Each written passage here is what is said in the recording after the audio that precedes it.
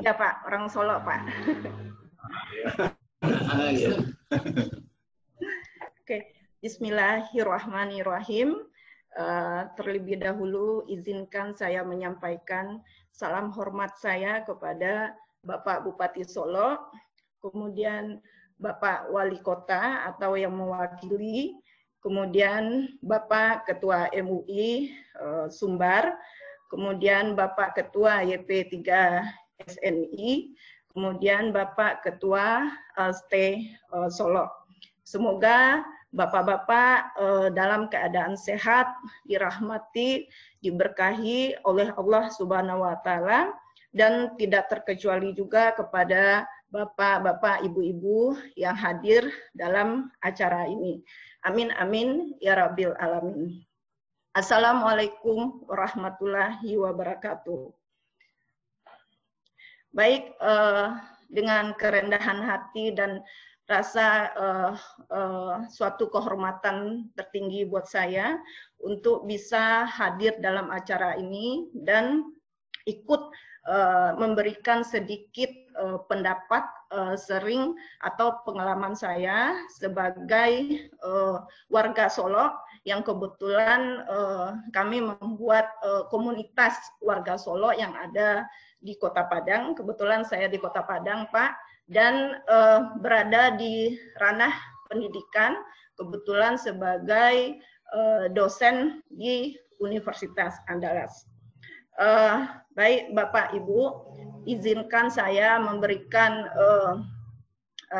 orasi sedikit, mengambil waktu yang kebetulan panitia memberikan tema kepada saya, yaitu prospek dan tantangan perguruan tinggi agama Islam di Sumatera Barat. Umumnya mungkin khusus kita bahas mungkin untuk daerah Solo. Baik, potensi sebenarnya Kota Solo sebagai kota pendidikan ini sangat strategis sekali karena Solo terletak di persimpangan jalan antar provinsi dan antar kabupaten. Ini pengetahuan saya, mungkin Bapak Wali Kota atau Bapak Bupati lebih berkompeten atau tahu dalam hal ini. Tapi sebagai warga Solo yang lahir dan besar saya di Solo, saya tahu persis betul bagaimana kondisi Solo yang selama ini saya lihat gitu. Kemudian Solo dikelilingi oleh kabupaten seperti Alahan Panjang, Singkara, Talang, Sungai Lasi, dan lain-lain yang memiliki lulusan SLTA rata-rata itu sekitar 2.000 sampai 3.000. Itu untuk Kabupaten Solo. Nah, data terakhir yang saya dapat itu lulusan SLTA untuk daerah kabupaten saja itu sekitar 2.700 untuk data tahun 2010. Tapi sebanyak 144 siswa SMA yang Kabupaten Solo yang hanya lulus di perguruan tinggi negeri. Jadi ini data yang saya dapat tahun data terakhir yaitu 2.700. Nah, rata-rata data pemuda-pemudi warga Solo yang hanya dapat di perguruan tinggi negeri itu yang menyebar baik di UNAN atau menyebar di seluruh Indonesia itu hanya 100 sampai 200 orang. Nah, menjadi masalah bagi kita, atau saya sendiri cukup prihatin, kemanakah mereka yang lulusan sekitar 2.500 orang, generasi penerus Kota Solo. Oke, mereka ada yang masuk ke PTS, mungkin mereka yang punya kemampuan atau motivasi atau kemampuan finansial yang cukup dari keluarga, mungkin mereka bisa melanjutkan ke perguruan tinggi swasta di Padang, atau lebih jauh lagi mungkin melanjutkan perguruan tinggi swasta di Jawa. Ini kalau memiliki kemampuan orang tua yang cukup untuk melanjutkan dan kemauan dari si anak, gitu ya. Kemudian ada yang berdagang. Jadi Pak, saya punya teman yang teman saya waktu TK, waktu SD, waktu SMP, itu rata-rata kalau saya ke Pasar Solo, Pak, itu banyak yang saya temui di sana gitu. Jadi teman-teman sepermainan saya waktu kecil gitu. Kalau saya pergi ke kota Solo, nah mereka banyak berdagang. Kemudian bertani ada juga teman saya yang jadi bertani. Kemudian ini mempunyai prospek juga di Solo karena Solo mempunyai lahan yang cukup untuk pertanian. Kemudian ada yang tamat SMA yang langsung bekerja. Nah, bagaimana yang kondisi yang si anak mempunyai keinginan yang besar untuk melanjutkan perguruan atau sekolah tinggi, tapi tidak memiliki finansial yang cukup untuk melanjutkan studi mereka. Nah, satu-satunya jalan mungkin mereka berharap adanya suatu sekolah tinggi atau perguruan tinggi yang ada di daerah sehingga mereka mungkin masih bisa berdagang atau bisa bertani, atau yang masih bekerja, tamat SMA, kemudian bekerja dan ingin melanjutkan tanpa mengganggu aktivitas hari-hari mereka. Nah, yang diharapkan apa? Kita berharap adanya suatu perguruan tinggi atau sekolah tinggi yang hadir di daerah. Dan saya sendiri juga berharap demikian sehingga kami Anak Suluh Nagari, kebetulan saya ketua Yayasan Anak Suluh Nagari yang juga notabene adalah orang-orang warga Solo yang ada di Kota Padang, sangat berharap adanya suatu sekolah tinggi atau perguruan tinggi yang hadir di sana sehingga kita mempunyai visi dan misi dengan STAY untuk membentuk sekolah selain dari bidang sosial dan kesehatan. Nah, mungkin kita kembali ke yang anak yang ingin melanjutkan sekolah tapi mempunyai finansial yang terbatas gitu. Nah, kalau kita lihat Pak, Bapak Ibu, kalau kita lihat yang daerah-daerah yang besar, mungkin kita bisa katakan Solo, Bukit Tinggi, Batu Sangkar, Pasaman, itu adalah kota-kota besar yang ada di Sumbar gitu. Nah, kita lihat Bukit Tinggi. Bukit Tinggi mempunyai IAIN Bukit Tinggi, Universitas Muhammad Nasir, Universitas Wadenko, Stikes, yang rata-rata itu mempunyai mahasiswa yang cukup banyak yang mereka ambil misalnya dari Payakumbuh atau daerah-daerah terdalam di daerah yang pelosok-pelosok Bukit Tinggi gitu. Nah, mahasiswanya cukup banyak gitu karena mereka bisa bekerja sambil melanjutkan menambah ilmu pengetahuan mereka gitu. Begitu juga dengan Batu Sangkar. Batu Sangkar juga ada stand Batu Sangkar, STAY Pagaruyuang.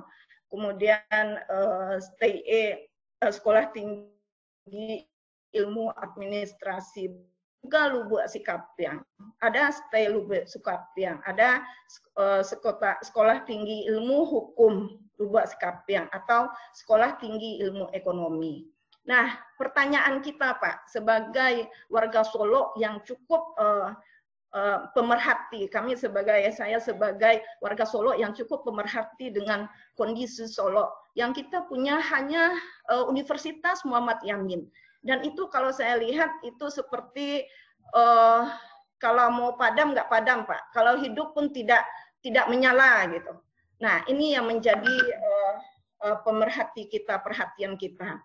Dan kenapa seperti ini gitu? Seperti yang dijelaskan oleh Bapak Ketua MUI Sumbar tadi, bahwa sebenarnya Solo mempunyai potensi untuk sebagai kota pendidikan, karena kita mempunyai tokoh yang cukup kita kenal sebagai pemimpin nasional yang lahir di Solo, yaitu tokoh Muhammad Yamin. Ini kalau saya tidak salah ya Pak ya, saya sedikit membaca sejarah tentang ini. Nah, adanya pengembangan pendidikan di Kota Solo ini harus betul-betul kita banggakan, kita support, kita kapan perlu Pemda harus membantu secara moral dan material gitu, agar karena pendirian sekolah ini tidak hanya bisa berdiri sendiri, mereka butuh supporting dari segala pihak, baik ini masyarakat, Pemda gitu. Jadi itu yang sangat kita harapkan stay ini bisa muncul kembali gitu. Dan berkembangnya pendidikan agama Islam ini sangat kita harapkan Bapak Ibu, karena saya tahu sendiri, saya lahir di Solo, seperti berulang kali saya katakan, saya cukup prihatin dengan kondisi Solo, apalagi dengan kondisi anak muda yang banyak dipengaruhi oleh narkoba. Jadi daerah saya itu, saya tinggal di Sawasiani, Pak, itu sanak famili saya itu rata-rata saya dapat kabar itu narkoba, kemudian penjara, masuk lagi, penjara, masuk lagi. Dan saya jadi kaget gitu. Alhamdulillah saya memiliki orang tua yang mensupport untuk kami sekeluarga lanjut sekolah gitu. Sehingga kita terhindar dari rawannya kondisi Solo, sangat rawan sekali karena itu kita berada di daerah strategis antar provinsi, kemudian transit gitu, kota sebagai kota transit. Nah, kalau kita betul-betul tidak kuat iman, tidak kuat dengan ditanamkan dengan norma-norma agama dari kecil, mungkin sangat gampang terpengaruh dengan hal-hal yang bisa menghancurkan untuk generasi berikutnya, terutama Kota Solo gitu. Dan munculnya OST, munculnya kembali Sekolah Tinggi Agama Islam ini di Solo, ini memberikan pencerahan pendidikan di Kota Solo, khususnya dalam bidang pendidikan agama. Jadi intinya nanti kita berharap saya dapat mencetak generasi muda yang berintelektual dan berakhlak, sehingga lulusan mereka ini bisa menjadi, kita berharap bisa menjadi role model, Pak. Jadi untuk role model bagi masyarakat Solo dan bagi masyarakat generasi-generasi berikutnya. Sebenarnya ini harus, karena harus kita semangatkan, karena kita kembali untuk mengingatkan kembali untuk menghasilkan generasi dengan semangat seperti generasi semangat Muhammad Yamin gitu. Oke. Kemudian apa efeknya kalau misalnya sekolah tinggi Islam di Solo ini kita bangun kembali? Pasti otomatis sosial ekonomi masyarakat pasti meningkat, karena beberapa masyarakat yang ada di pelosok seperti saya sebutkan tadi, di daerah-daerah, mereka akan pergi ke Kota Solo melanjutkan sekolah, otomatis mereka kos, kemudian transaksi ekonomi, sehingga peningkatan ekonomi di Kota Solo itu lebih transaksinya lebih tinggi gitu. Kita bisa melihat seperti Unan, Pak. Unan tuh boleh dikatakan dulu kan seperti rimba atau bukit waktu saya masih kuliah teknik di Air Tawar. Itu kalau pergi ke Unan tuh rasa pergi ke kampung saya ke Solo gitu, karena cukup jauh gitu. Tapi apa yang kita lihat sekarang, kalau misalnya ada anak-anak Bapak Ibu yang kuliah di Unan, itu Pasar Baru itu menjadi sentral ekonomi masyarakat di sana, karena di sekitar itu adalah mahasiswa kos yang tinggal di sana, sehingga mereka masyarakat ini terangkat perekonomian mereka. Nah, kita bisa lihat perbandingannya kondisi COVID sekarang ini, itu Pasar Baru di Simpang Unan itu ini boleh dikatakan ambruk gitu perekonomian mereka, karena mahasiswa tidak ada, kemudian transaksi jual beli pasti menurun gitu. Jadi ini sebagai perbandingan bagaimana kalau misalnya universitas itu tumbuh di daerah tertentu gitu. Kita bisa juga lihat misalnya di Jawa, di Jogja, itu adalah pusat pendidikan Indonesia gitu. Karena banyaknya universitas yang tumbuh sehingga dijadikan sebagai kota pendidikan untuk baik Bandung atau Jogja gitu. Nah, itu mengangkat perekonomian masyarakat di sana. Itu pasti gitu. Kemudian dengan hal ini juga meningkatkan kualitas dari guru-guru agama. Ya, kita bisa pahami walaupun STA ini akan mungkin berada menjadi duduk di DPRD seperti yang dijelaskan tadi di websitenya STAI, ada duduk di DPRD, ada duduk sebagai di Pemda gitu. Tapi mereka mempunyai basic kalau mereka kuat dengan agama, mereka bisa diperuntukkan di mana saja. Dengan at least paling kurang mereka duduk sebagai guru-guru agama di Kota Solo. Karena sehingga dapat mempengaruhi masyarakat yang sekitarnya menjadi religius, berakhlak, dan berakidah. Kemudian tentu kita berharap, seperti Bapak Bupati bilang tadi, juga melahirkan pesantren-pesantren dari lulusan sekolah tinggi agama Islam ini, walaupun mereka mungkin tidak di Pemda atau berada di instansi-instansi lain gitu, mereka bisa menjadi lahan untuk pendirian tahfiz di Kota Solo. Nah, ini sebenarnya Pak dalam paham kita, harapan kita gitu. Sebaiknya pesantren dan tahfiz di Kota Solo ini harus kita perbanyak gitu, karena Solo, saya paham sekali Solo adalah daerah yang sangat rawan pengaruh anak muda dalam pergaulan, ya, intinya seperti narkoba itu sangat jelas sekali gitu. Di mana di pelosok, di mana di Kota Solo itu jelas sekali mereka itu korban-korban dari banyaknya narkoba. Dan ini tidak bisa saya pungkiri, Pak. Saya bisa membuktikan banyak dari yang terlibat dalam seperti itu. Nah, kalau misalnya anak-anak kita didasarkan oleh agama yang kuat, didirikannya rumah-rumah tahfiz seperti itu, atau pesantren, mungkin pesantren mungkin lebih besar lagi, tapi kalau rumah-rumah tahfiz bisa dihadiri, mungkin dibentuk oleh suatu komunitas, kemudian dipakailah lulusan sarjana-sarjana agama ini sangat mempengaruhi pola pikir dan mindset dari masyarakat sekitarnya. Jadi itu harapan kita, semakin banyak menghasilkan lulusan sarjana agama Islam ini gitu.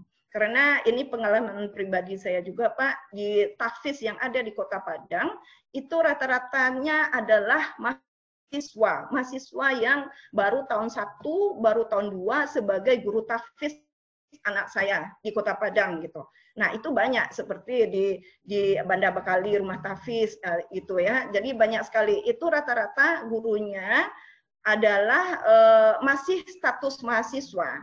Jadi masih status mahasiswa yang kuliah di IAIN. Ya, yang rata-rata saya tanya mereka kuliah di IAIN tahun 1, tahun 2, dan itu yang mereka rekrut jadi guru-guru tahfiz, dan rata-rata ya mereka sudah hafal beberapa juz gitu, dan mereka tingkatannya mengajar juz ini, ngajar anak ini gitu. Intinya bagaimana? Jadi jangan cemas gitu kalau misalnya lulusan sarjana yang berbasic agama ini sangat kuat pengaruhnya kepada masyarakat dan kepada generasi, kemudian kepada masyarakat yang ada di seperti itu gitu.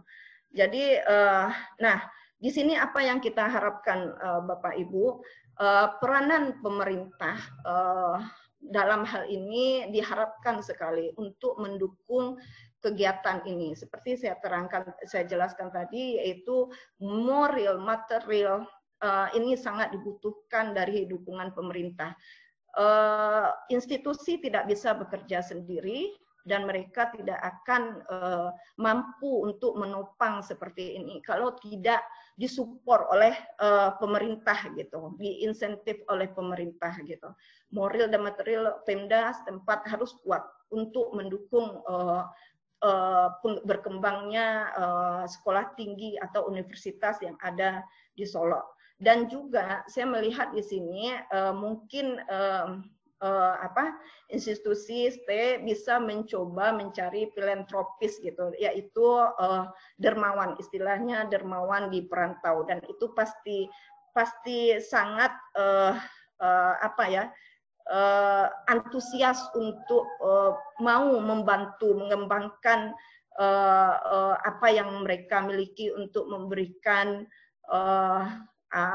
sumbangan terhadap berkembangnya kota Solo. Artinya apa, Pak? Jadi kita jangan takut, kita jangan ragu untuk mendirikan sekolah atau pendidikan, walaupun skopnya kecil, tapi yang seperti yang diterangkan oleh Bapak MUI Sumbar, yang penting semangat gitu, semangat untuk mendirikan sekolah yang bisa mempengaruhi pola pikir, budi pekerti, akhlak masyarakat, dan tentu peran pemerintah, Nini Mama, semuanya sangat berperan gitu. Nah, saya sebagai ketua Yayasan Suluh Nagari juga mempunyai visi dan misi yang sama dengan ST, yaitu kami juga berharap nanti dapat mengembangkan juga pendidikan, tidak hanya pendidikan. Jadi Yayasan Suluh Anak Nagari atau SAN ini juga bergerak mungkin nanti dalam bidang sosial dan kesehatan. Dan kami juga berharap mungkin nantinya Pemda juga bisa mensupport, mungkin stay juga sama-sama kita support dengan keadaan seperti ini gitu.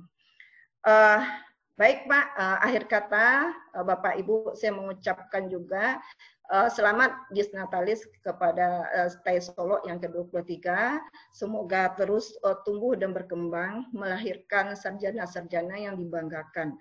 Amin amin ya Rabbil Alamin. Saya akhiri, wabillahi taufik wa hidayah. Wassalamualaikum warahmatullahi wabarakatuh.